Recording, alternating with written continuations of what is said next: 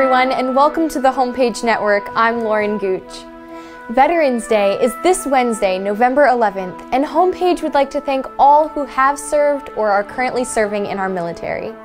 In honor of this special day coming up, we'd like to go back into our vault of treasured broadcasts to November 2018 to hear some powerful stories from these brave servicemen and women.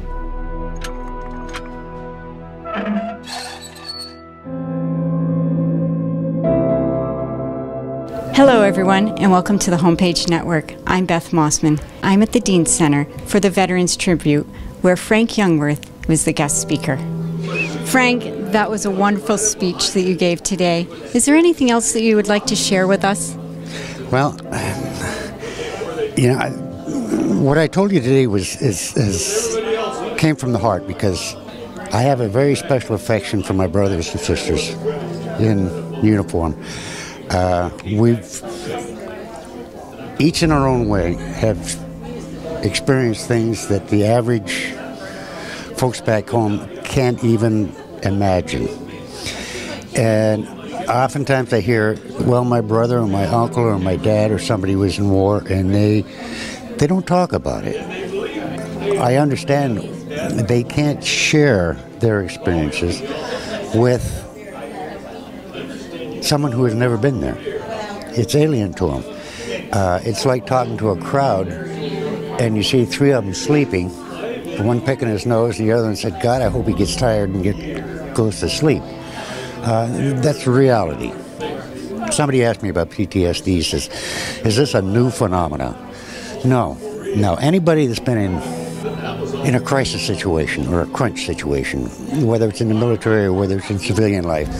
And so what they do is brought in, and it winds up here and there, and it's locked in there. And these poor buggers, it festers.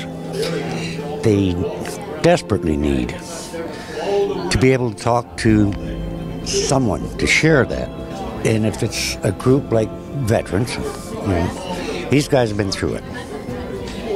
You're not the Lone Ranger. These guys have seen tough times, and you're not going to shock them. You're not going to surprise them. If anything, you're going to wind up in a, hey, you want to hear my story? You've got to open that up. And it sounds like rocket scientry. It isn't. I spent 13 months in a hospital recovering from when I was shot down. And about the time you started feeling sorry for yourself, all you had to do is look over at the guy next to you. And say, boy, am I lucky. These men and women that lock it in their hearts and in their minds are manifesting something that they can't express. I'm not a psychiatrist, but I know that as long as you keep it locked in, it's not going to heal. When we come back, we'll hear some of the stories from the other veterans. Stay with us. Year after year, we've been ranked the best bank in Pennsylvania for customer satisfaction. Want to know our secret? It's our people. Hardworking, kind-hearted, and fun-loving. They are our secret ingredient.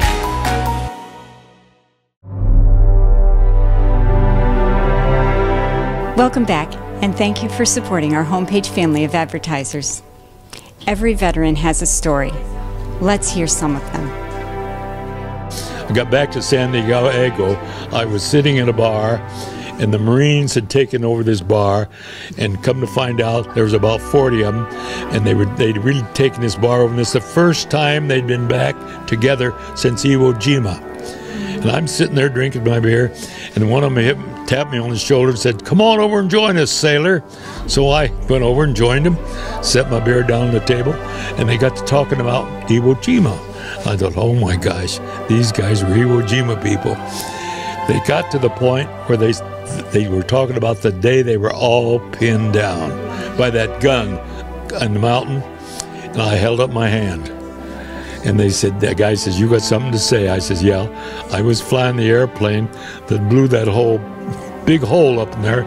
They just went crazy.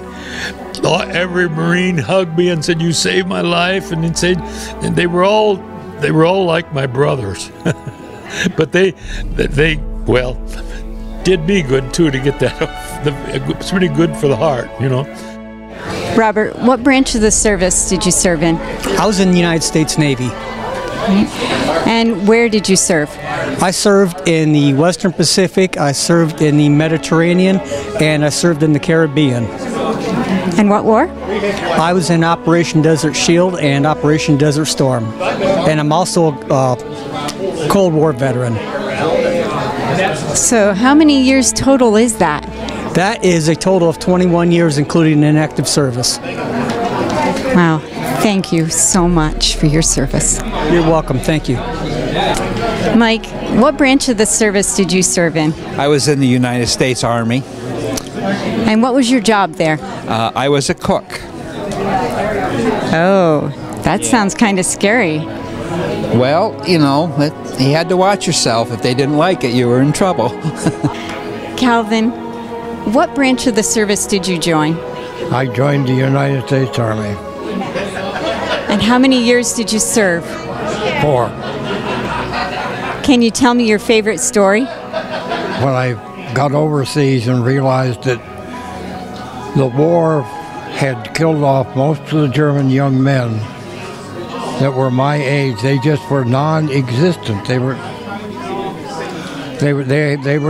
deceased, and then of course the ones that were left gathered together in what they packed. They called themselves the war wolves, and their favorite hobby was to catch a couple of servicemen and beat the manure out of them.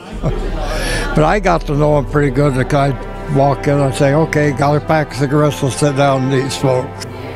I like to meet, I was very shy, not just in front of cameras, but I couldn't just walk up to somebody and meet them. But after being in the service, and every time I went someplace, I was on my own because nobody else went with me. When I went to basic training, when I went to Fort Leonard Wood, from there I went to 5th Army Headquarters in Chicago, and then again to Heidelberg, and had to start from scratch to meet people. So now I can talk to anybody. 26 when I joined, almost 27. So it wasn't like I was fresh out of school and jumping into something. I had 3 female cousins who were in the service and all had good experiences, and so that gave me the courage to try it.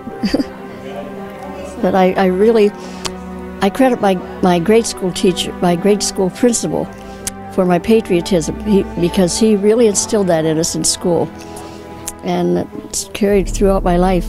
I can cry still when I hear the national anthem at times, and when I was overseas and they would play the music, I would really get teared up. Homepage is proud of all of our veterans. Thank you for your service.